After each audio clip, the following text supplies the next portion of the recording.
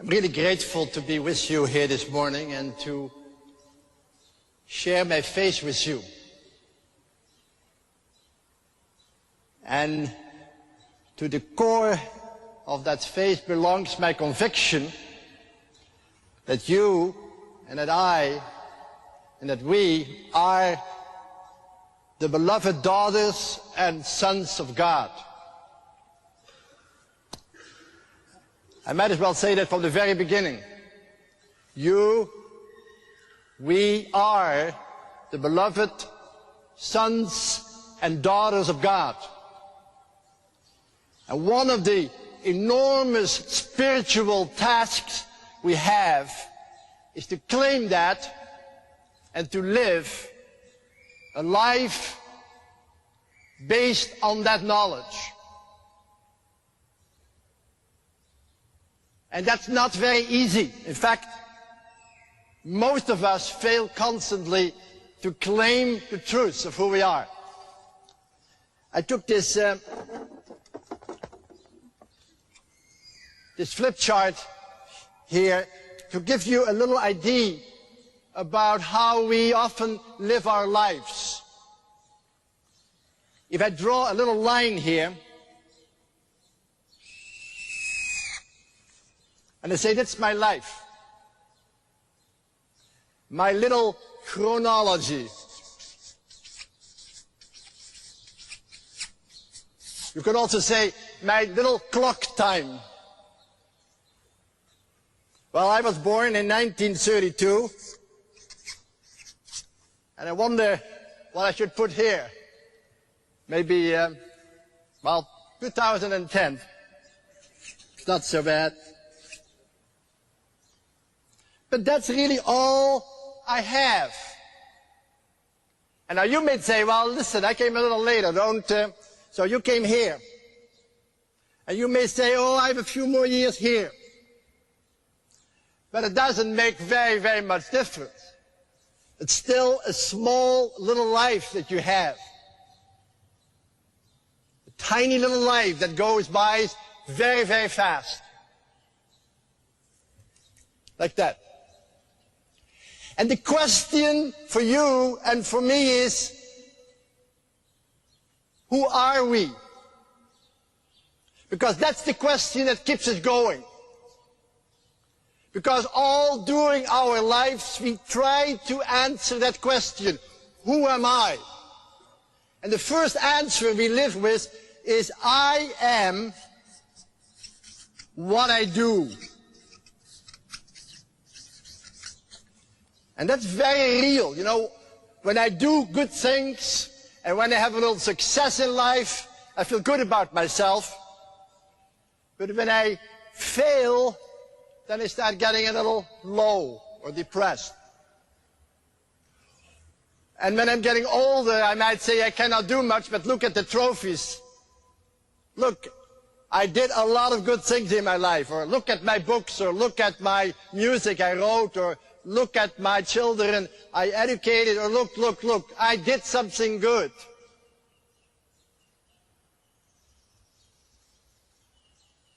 Or we might say, I am what other people say about me. What others say. You know, that's very, very powerful what people say about you. In fact, that sometimes is most important. If people speak well about you, you can walk around quite freely. But when somebody starts talking behind your back, or when somebody starts saying negative things about you, you suddenly might feel very, very sad. You know, and I remember speaking to thousands of people, and people say, that was wonderful what you said. But there was one man who said up, hey, he says, I thought it was a lot of nonsense. And that's the only man I remembered. It seems as if when somebody talks against me or against you, that can cut deep into your heart. And when somebody in the morning said something about you that's really hurtful, somebody calls you stupid or so, it can stay with you the whole day and ruin your mood.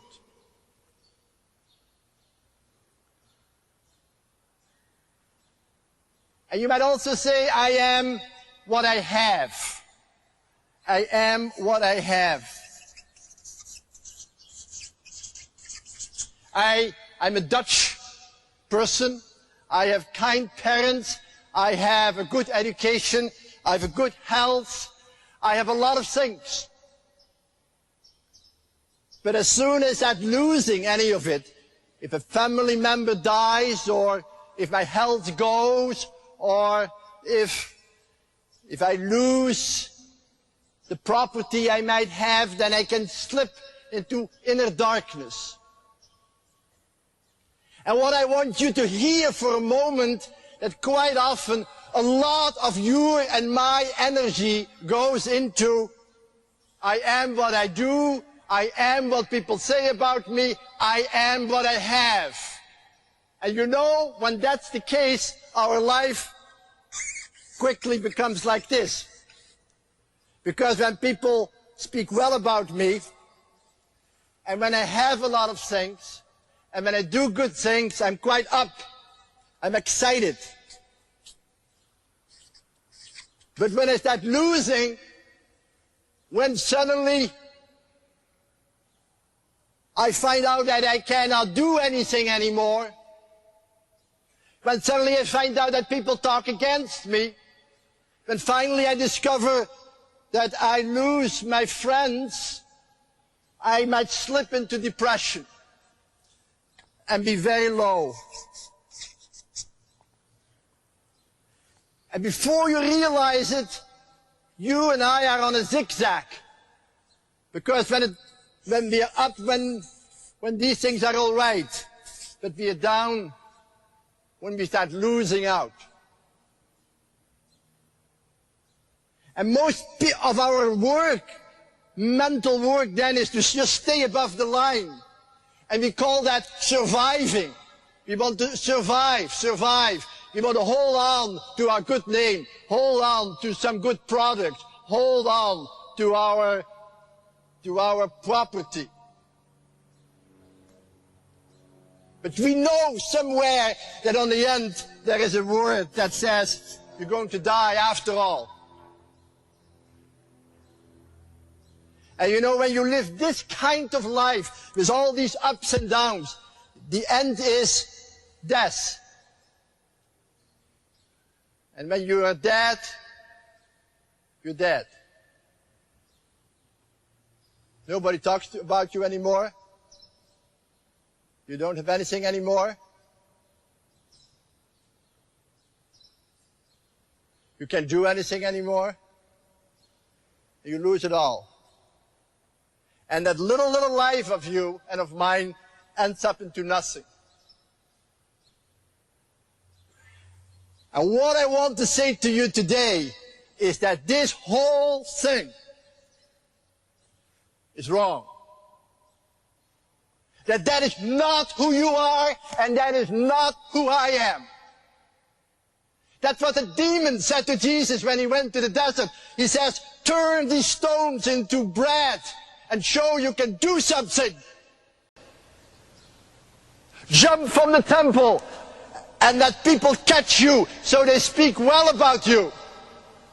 Kneel in front of me and then I will give you a lot of possessions. Then you are loved because you do something, people speak well about you, and you have something, and everybody's going to love you. And Jesus says, that's a lie. That's the greatest lie that makes you and me enter into relationships of violence and destruction. Because I know who I am. I know who I am. Because before the Spirit sent me to be tempted, the Spirit came upon me and says, you are the beloved child You are my beloved Son. On you my favor rests. That's who you are. That's who I am. And Jesus heard that voice. You are my beloved. On you my favor rests. And it was that voice that he clung to as he lived his life. And people praised him, and people rejected him, and people said Hosanna, and people crucified him. But Jesus held on to the truth. Whatever happens, I am the beloved of God. And that is who I am. And that allows me to live in a world that keeps rejecting me, or praising me, or laughing at me, or spitting on me. I am the beloved. Not because people say I'm great, but because I am the beloved even before I was born.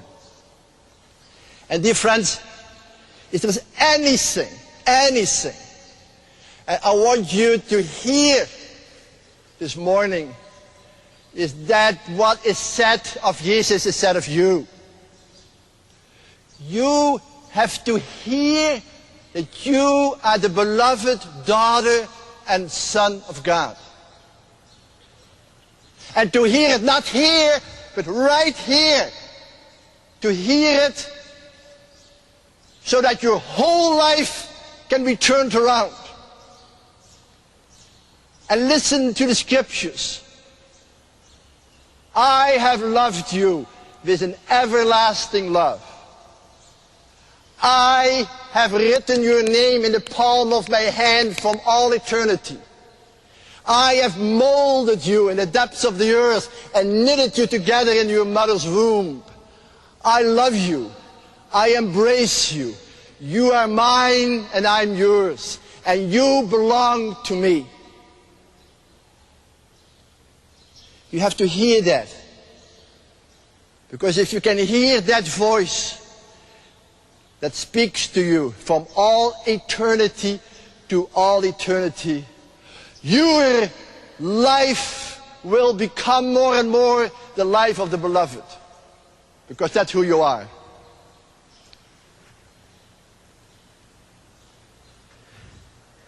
And then you start discovering that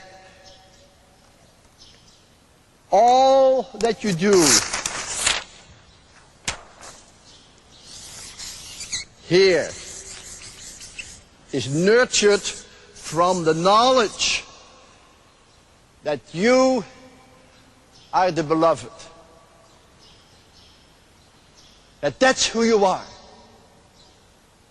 And when you start believing in this, that circle of knowledge will become bigger and bigger and bigger until it cuts right into your daily life. You will still have rejections, and you will still have praise, and you will still have losses, but you live no longer as a person searching for his or her identity, but you will live it as the beloved. You will love your pain, and you will live your anguish, and you will live your successes, and you will live your failures as the one who knows who you are. And I want to give you a little word here. The voice that calls you the beloved is the voice of the first love. First love. John writes, love one another because God has loved you first. And the great struggle, and it's not easy, I'm not talking about something easy, is to claim that first love. You were loved before your father and your mother and your brother and your sister, and your teachers loved you. If you heard the story that Julian was talking about, it was a story of rejection. The people who love us not always love us well. The people who care for us also wound us. And you might know from your own experience that those who often are closest to you, like your father, your mother, your children, your brother, your teachers, your churches, are also the one who might hurt you most. And how to live that? How to live the truth that in this world, love and wounds are never separated. We can only live it when we always reclaim that first love. So that we can forgive those who love us poorly, but also so that we can recognize in the love that we do receive a hint or a glimpse of that first love that is real. Could you hold on to that? I mean, every time you have a temptation to become bitter, to become jealous, to lash out, to feel rejected, can you go back and say, no, I am the beloved daughter of God. And even though I am rejected, that rejection should become for me a way to reclaim the truth. It should be like a pruning that helps me to claim more fully and deeply the truth of my belovedness. And if I can hold on to that and live in the world, then I can be free to love other people without expecting them to give me all that my heart desires. Because God has created you and me with a heart that only God's love can satisfy. And every other love will be partial, will be real but limited, will be painful. And if we are willing to let the pain not make us bitter, but prune us, to give us a deeper sense of our belovedness, then we can be free as Jesus and walk on this world and proclaim God's first love wherever we go.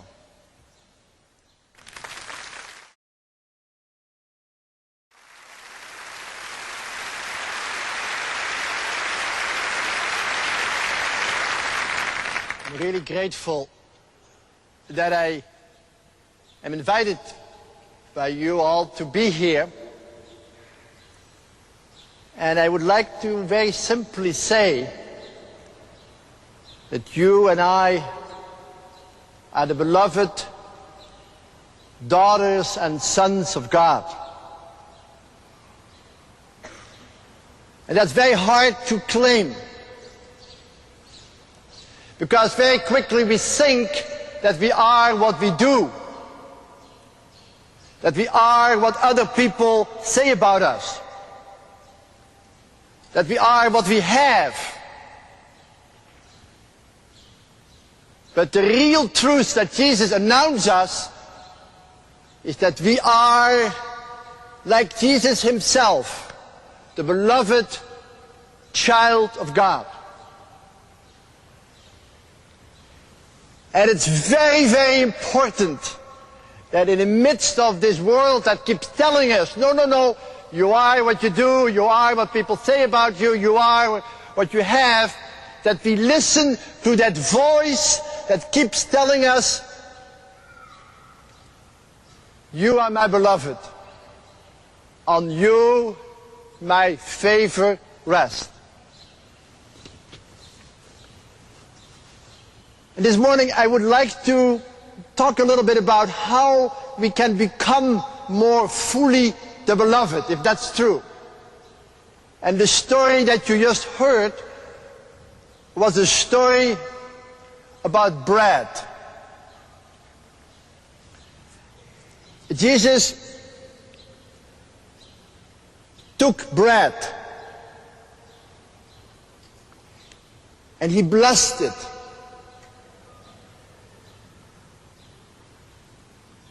And he broke it. and he gave it. And you know, Jesus did exactly the same at the Last Supper. He took bread, he blessed it, he broke it, and he gave it.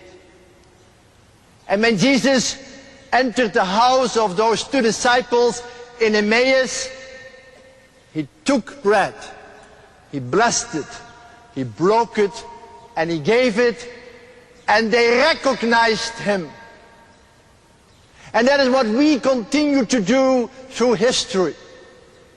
We take bread, we bless it, we break it, and we give it. And what I would like you to hear today is that these 4 words summarize the life of Jesus. Jesus is the one who is taken by God, who is blessed by God, who is broken on the cross and given to the world.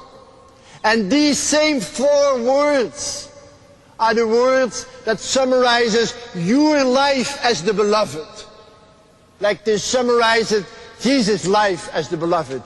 Because your spiritual life, your life as the beloved daughters and sons of God is a life that is taken, that is blessed, that is broken and given. And I would like very much you from today on remember just these 4 words. If you could just go home and say, I am taken, I am blessed, I am broken,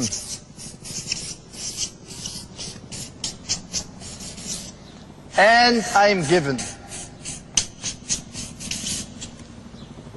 These 4 words are the words I want to give you this morning so that you can claim what it means that you are the beloved son and daughter of God.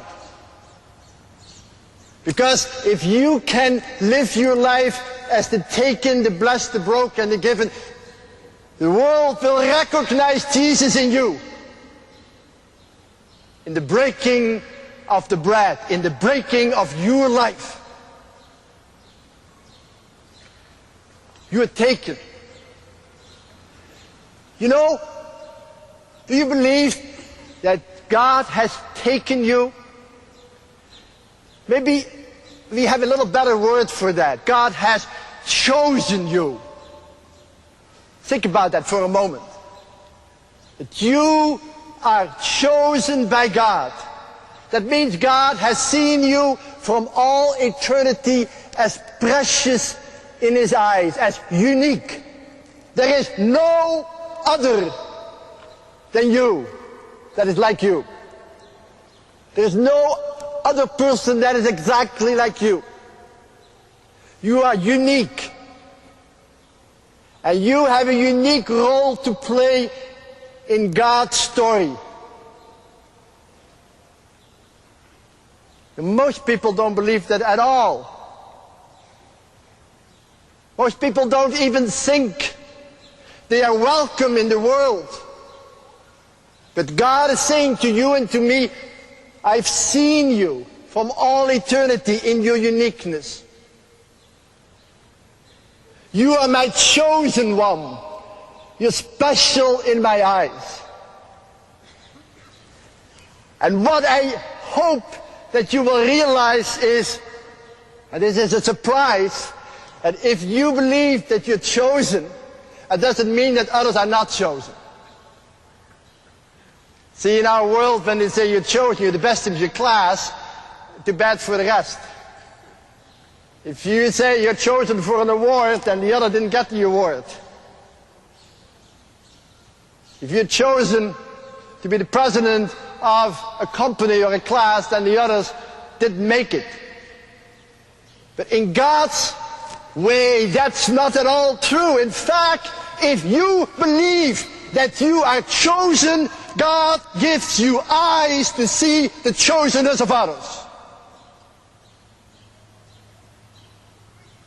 You'll suddenly discover that your chosenness, your uniqueness opens up in your heart a place where you can suddenly realize, hey brother, hey sister, you too are unique in God's eyes, and I didn't take anything away from my uniqueness. That's the great news. Very hard to claim in a world of statistics, and a world in which you often think that you're just a number. But hold on to it, because it's the first sign of your belovedness. And the second is you're blessed. You know the word benediction? You know blessing, benediction?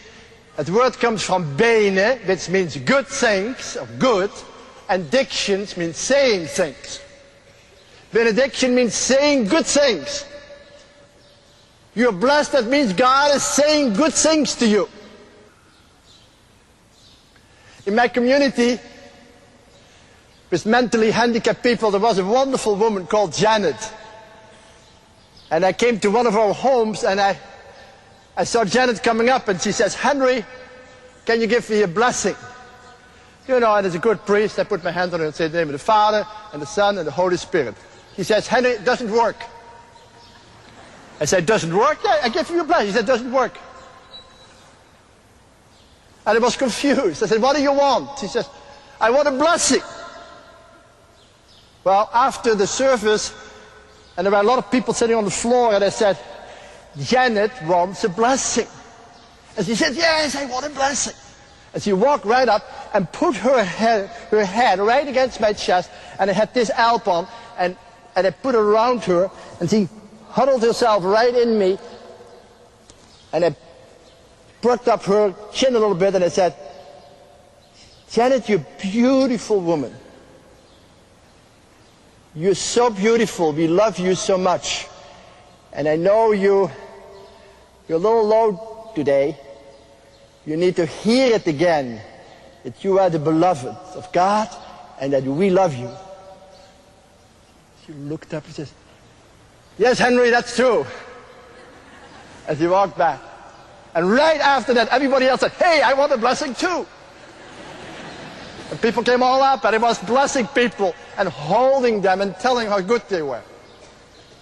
And finally, one of those big assistants, you know, Notre Dame football player who was staying with us to help out, big, strong guy, his neck going right here. And he said, what about me? I said, come up. And I put my hand on his shoulder, and I said, John, God loves you. And big tears came out of his eyes. We are called to claim the blessing and to bless people wherever we go. That's our Christian call, to say good things of people. Not to give them little compliments, but to say good things about their being human, about their belovedness. But we are also broken. And I have a deep feeling that our brokenness in this world has a lot to do with relationships.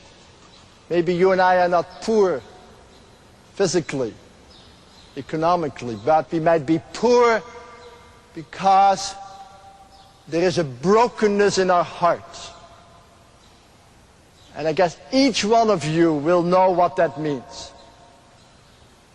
Husband and wife won't be able to speak well to each other. Children and parents feel brokenness in their relationship. Friends that you thought were there for you suddenly cannot respond to your needs. And you can feel an enormous inner anguish and an enormous inner pain. If I ask myself, what is my biggest suffering? It's always somewhere to do with brokenness in the relationships. We all have broken hearts. Somewhere people did not love us the way we want to be loved. Somewhere we feel rejected, abandoned, misunderstood, marginalized. And what do you do with that? I want to give you 2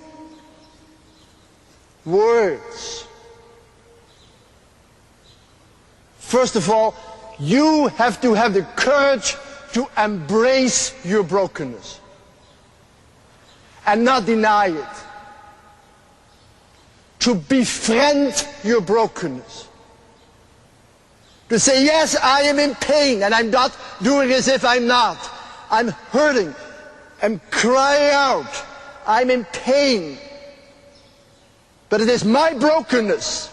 And just as I am unique, I claim my unique pain. We have to have the courage to embrace our brokenness and to claim it as our pain. That's what Jesus means by taking up your cross. He doesn't say make a cross for anybody else. He doesn't say create a cross for yourself. He says simply embrace your cross and say it's mine. You will never be a happy, joyful person when you always deny your brokenness. Oh, it's not so bad, I'll get over it. Just let's look at the other side. No. First of all, look it in the face and don't be afraid. And secondly, I would like to say to you, dare to put the brokenness under the blessing. Put your brokenness under the blessing that says that you're good. And many of us live it under the curse. Many of us say, well, I wasn't good anyhow, and now look what happened. I lost my friend. Look what happened. He betrayed me. Look what happened. It all proves I'm no good. But Jesus calls us to take our brokenness and put it under the blessing. Under the hands who says, you are my beloved daughter. You are my beloved son. On you my favor rests. And when you put it under the blessing, you will be able to say one day the same word that Jesus said. Didn't you know that we have to suffer and so enter into our glory? When you put your brokenness under the blessing, then your brokenness can be a pruning in which you are purified and made more and more golden, holy for God. That's not easy, but it's the call. And finally, you and I are given. You and I are taken, blessed, broken, to be given to the world. You're not there for yourself. I'm not there for myself. I'm there for you. You are there for me. We are there for each other. But we are there for the generations to come. Your little life does not end on the day you die. Your little life is a gift for your family, for your friends, but far beyond that for the people who you never even will see and know about.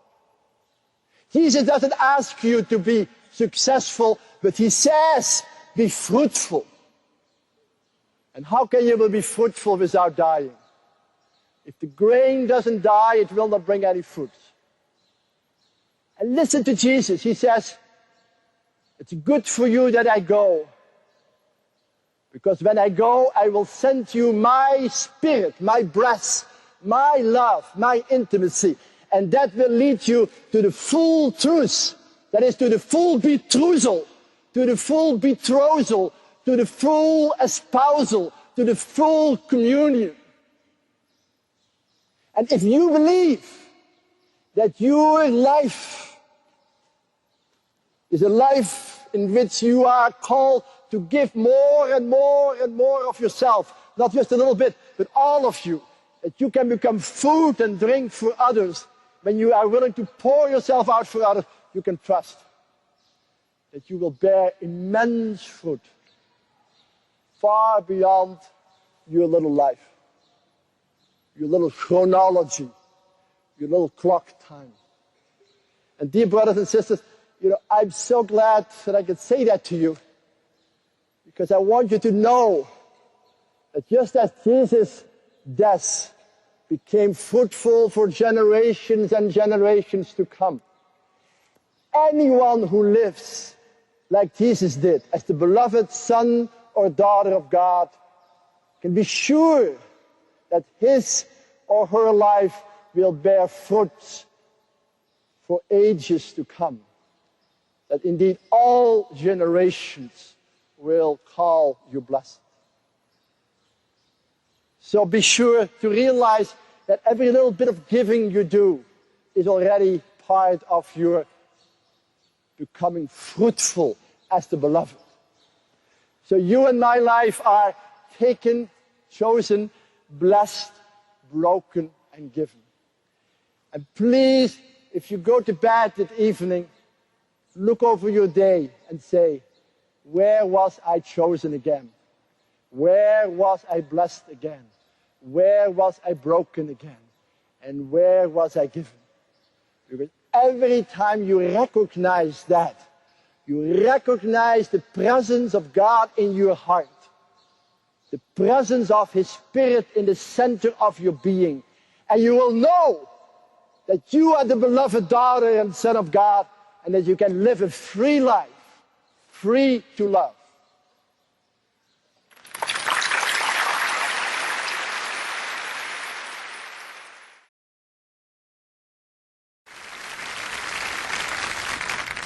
It's a great joy for me to be with you this morning, to be invited to speak about that great mystery that you and I are the beloved sons and daughters of God.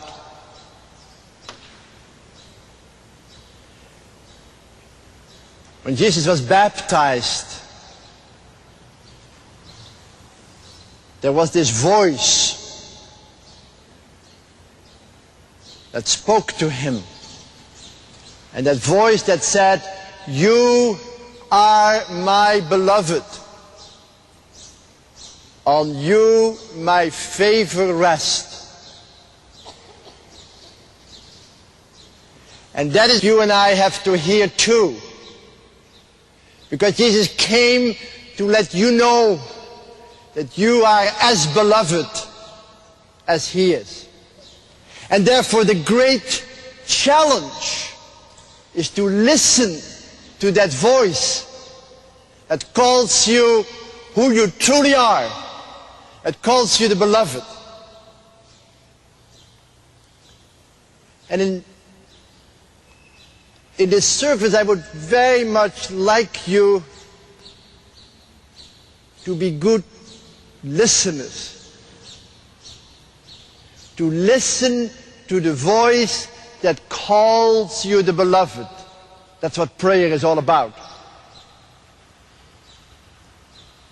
It might be interesting for you to know this is just a play with words, but the word listening in Latin is audire. That's what that word means. And if you listen with great attention, it's called obaudire. That's where the word obedience comes from. An obedient person is someone who can listen to the voice who calls him the beloved. And if you're deaf, you know the Latin word for deaf is surdus. And if you're absolutely deaf, you're absurdus. That's where the word absurd comes from. Now the question is, can you move from a life of absurdity to a life of obedience? That is, from a life in which you can hear the voice, but you cannot hear the voice, and you get all distracted, and you lose touch with who you are. You start thinking, I am what I do, I am what other people say about me, I am what I have. All these false voices that makes your life absurd. And can you gradually start listening to that gentle, soft, whispering voice that says, Mary, John, Francis, Peter, you are my favorite daughter. You are my favorite son. Believe it and live from that conviction, and your life will be different. It's a story about the mountain. It's about a mountain.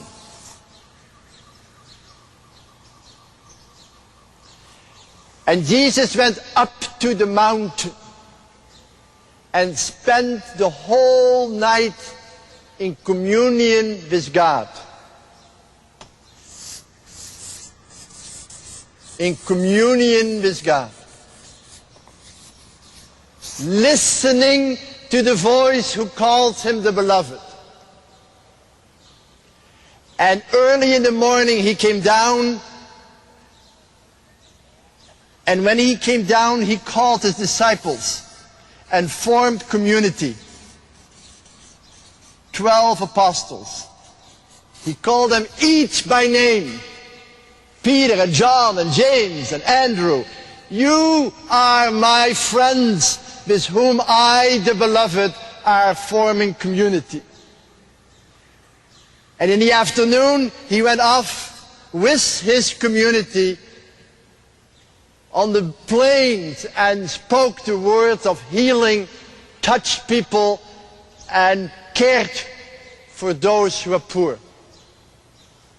Called ministry.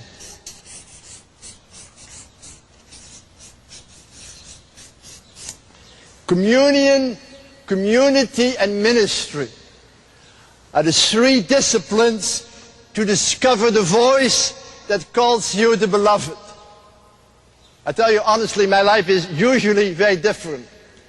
I want to do it by my own ministry. If it doesn't work, I call some people to help me out. And if that doesn't work, I start to pray. But Jesus starts to spend the night with God.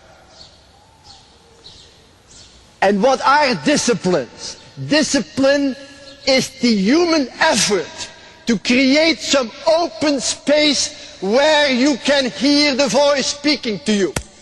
And the world in which we live wants to fill up every place, wants you to be occupied, and if you're not occupied, you are preoccupied. That is, occupied before you're even there. That's what we call worrying. The great philosopher Spinoza said there is a horror vacui, a fear for emptiness in our life. We want to fill up everything. We want always to have something to do, something to go to, something to be busy with.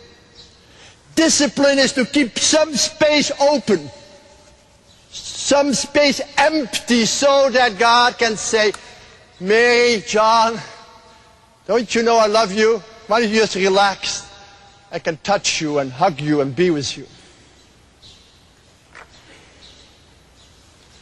But the first discipline is communion. You know, do you ever spend 10 minutes doing nothing? That's hard. You're not listening to the radio, not watching television, not reading the paper, it's very hard to sit down on your chair and do nothing.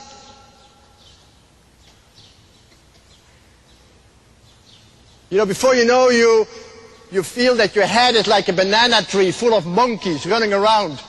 I should do this, I should do that, I have to write a letter, I have to go here. I forgot that, I'm still angry at this person, I should have done that, I didn't do that. And before you know, your whole mind is... So you get busy again, so not to have to deal with all these inner monkeys. Jesus says, stay there. Because underneath all these wild voices, there is a gentle, soft voice that says, you are my beloved. Listen to that voice. Please try to spend a little of your time every day to listen to the one who so much wants your attention, so you will hear who you truly are. And you can do that just by sitting on your chair or outside, and maybe you can take the gospel of the day and read it and then look at it like a picture and be there so that it can enter into your heart. And as you drive to your work and you're in your busy office and you're working in the store or do whatever, that voice is there with you. You are the beloved. But you need to spend some time with God alone so He can tell you who you are. And the second discipline is community. Now, community is what is essential for us to listen to the voice of God. We have to listen together. But you can only create community when you feel that you are truly the beloved. When you truly feel that you are loved, then you can start forming community. Let me tell you what most communities look like. Whether it's marriage or friendship or small little communities. It's like this. I'm lonely. I'm empty. I need someone to love me. I'm screaming for affection. And oh, there is someone else who also is lonely, who is also asking for affection. And maybe we should get together. And maybe we should connect. And maybe we should live together. And maybe we should be all for each other. And then suddenly you get locked into each other out of loneliness. And after a while you said, but I'm still lonely. And you're not the one I hoped you to be. Because some things you don't understand. Maybe we should take a little distance. Maybe we should try again. Maybe a little distance and try again. That's what we call friction. And a lot of our relationships, when they are born out of our immense need for the solution of our inner anguish, become very possessive. And then while our love becomes violent, our kissing becomes biting, our hearing becomes overhearing, our looking tenderly becomes looking suspiciously. And before we know it, what we wanted to be an expression of love becomes an expression of violence and possessiveness. But when you truly believe that you are in communion, when you truly believe that there is a voice that calls you the beloved, you're not that, you're there. Alone, but not lonely. And there's another person there, alone, but not lonely. And two people can come together, each knowing about the voice of love, and forming home together. And the love that has spoken in me allows me to recognize the voice that has spoken in you. And we can love each other. And we can be very, very, very close. But we can also have some open space at times. And leave each other some room. And create a place where new life can be born. Where new friendship can grow, where guests can be welcomed, where the child can be born. That is community. That is the discipline of community, that the voice of love that we have heard can be heard sounding in the other and calls us together to build home, to build family, to build community, to build a place of love. And I don't want to romanticize that for you. I tell you, it's not, I live in a community. It's 120 people. It's not easy. Someone once said to me, community is the place where the person you least want to live with always lives. And that's true. Jesus called the community of apostles together, and then suddenly there is this, and one will betray him. Community is not romanticism. But you can only live in community if in a deep way your heart is rooted in God, and then you can live even with people who are hard on you. And they might become people who purify your heart and deepen your love.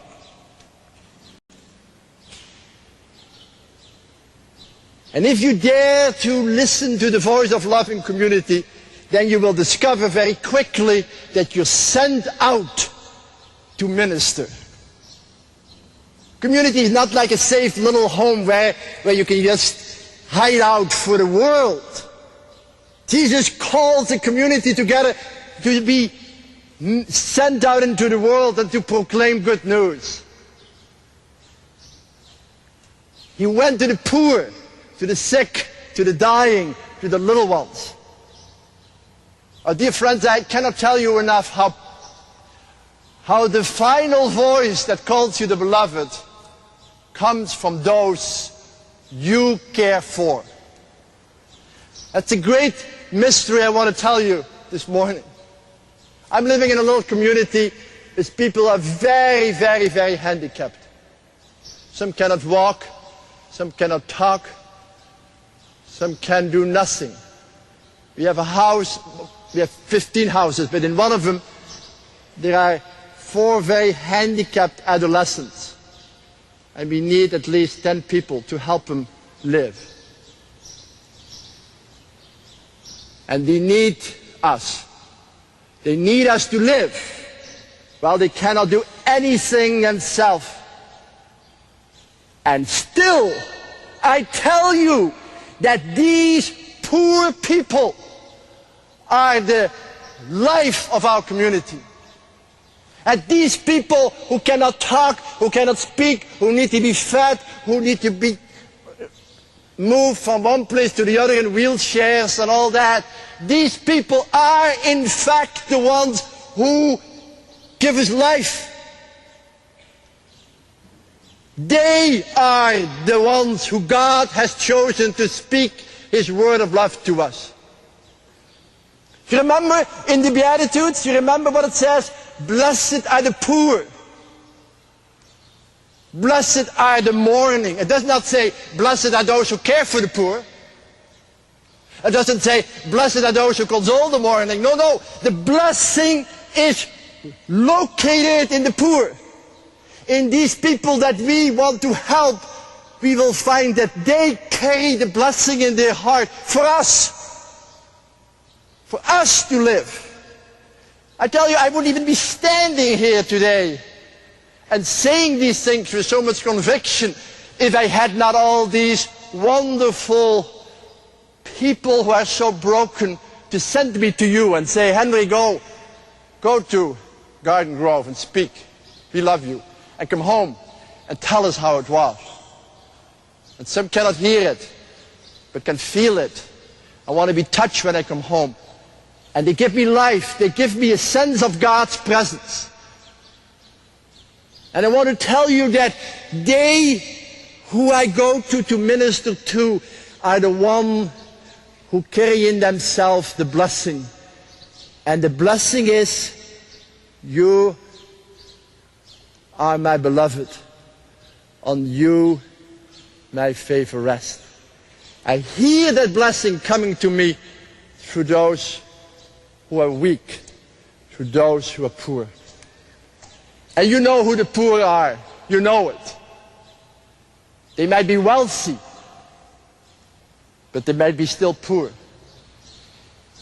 And I want you to realize that you and I are called not just to communion and community, but then to go out and minister.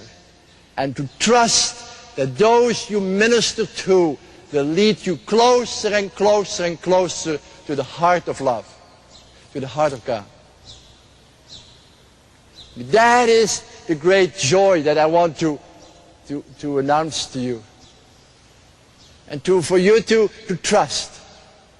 Because once you are in deep communion with the poor, you will be able to discover your own poverty, your own weakness, your own brokenness, and not be afraid of it. You will discover, yes, I am poor too. The handicapped people I'm living with make me so aware of my own limitations. But the voice is saying, don't be afraid, because I love you right there where you are poor too. And so we become in a way a fellowship of the weak, where the power of God's grace can manifest itself. So, keep some space for God's voice. Some space by praying alone.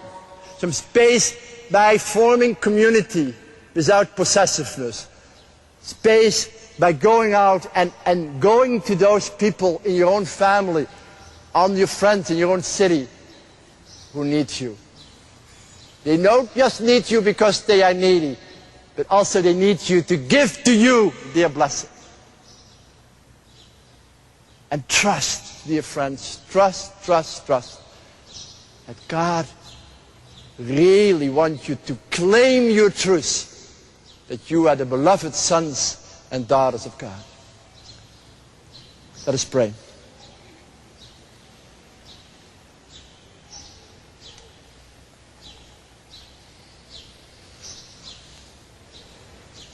Oh God, help us today to welcome Jesus in our life. The Jesus who we meet in our own family, among our friends, in our cities. And truly believe that as we reach out, we will discover that Jesus is still among us, still smiles at us, and still gives us His blessing. Bless us today, and each one in this congregation, and each one who listens to the Word of God. And let something really new happen among us that comes from your life gift. Thus we pray. Amen.